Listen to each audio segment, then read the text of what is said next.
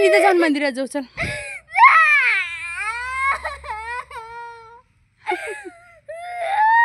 ए पोरगी रडते, रडकी रडकी. नमस्कार मंडळी, कशा सर्वजण. तर आज काही ब्लॉग शूट करणं झालं नाही आणि आज ना आमच्या सासूबाई आल्या होत्या सकाळी.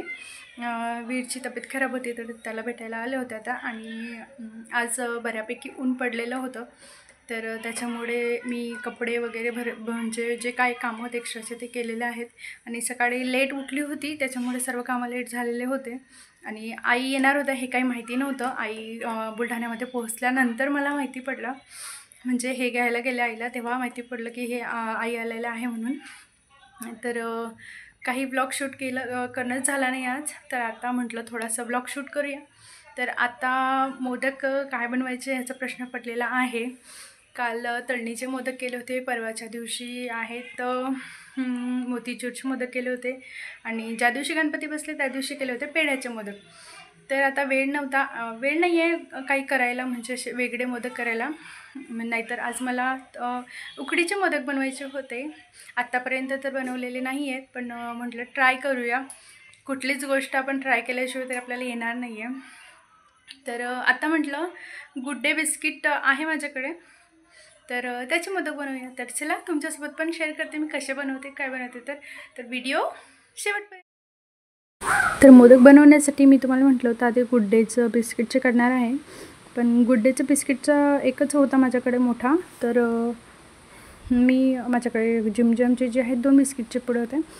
तर त्याच्यामध्ये मग मी काय केलं, बिस्किटचे जे जिमजमची आतली क्रीम असते ना ती काढून घेतली चमचच्या हेल्पने आणि त्याचे बिस्किट बनवले. आणि थोडेसे गुड डेचे पण त्याच्यामध्ये ॲड केले होते, कारण की आपल्याला जे मिश्रण ते थोडंसं जास्त पाहिजे होतं त्याच्यासाठी.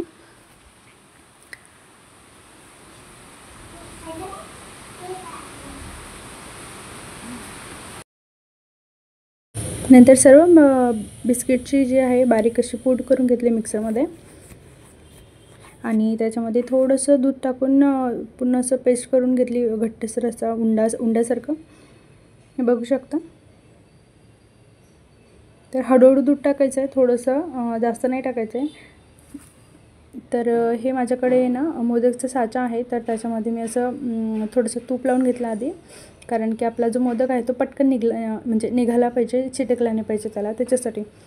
तर असं दोन्ही साईडने असं मोदकचा जो उंडा आहे तो लावून घेतलेला आहे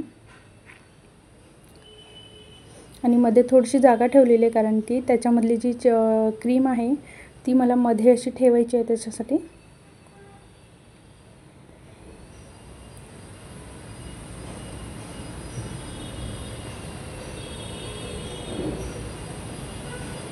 आणि असं प्रेस करून जे आहे ना एक्स्ट्राचं जे काढून घ्यायचं, एक्स्ट्राचं सारण जे आहे ते, आणि आजूबाजूनी पण निघते तर ते पण काढून घ्यायचं. छान दाबून घ्यायचं ते, म्हणजे मोदक जो आहे तो छान अशा कड्या येतात त्याला.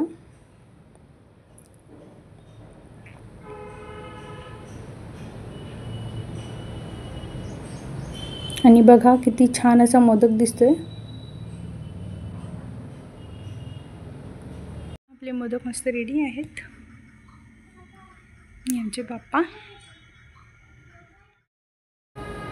तर मोदक वगैरे बनवून झाल्यानंतर मी ते स्वयंपाक करायला घेतला. तर आई आल्या होत्या सकाळी, तर आईने आंबूस घराचा जे उंडा होता तो आणला होता बनवून. तर काही सकाळी तळल्या होता आणि राहिलेला आता मी तळून घेत होती.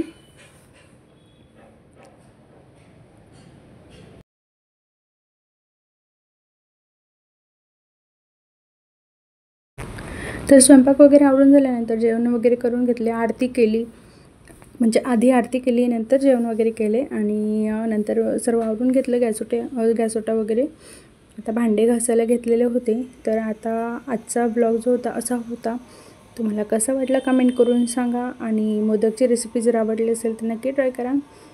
तर चला भेटूया अशाच नवीन आणि छानशा व्हिडिओसोबत. तोपर्यंत बाय बाय.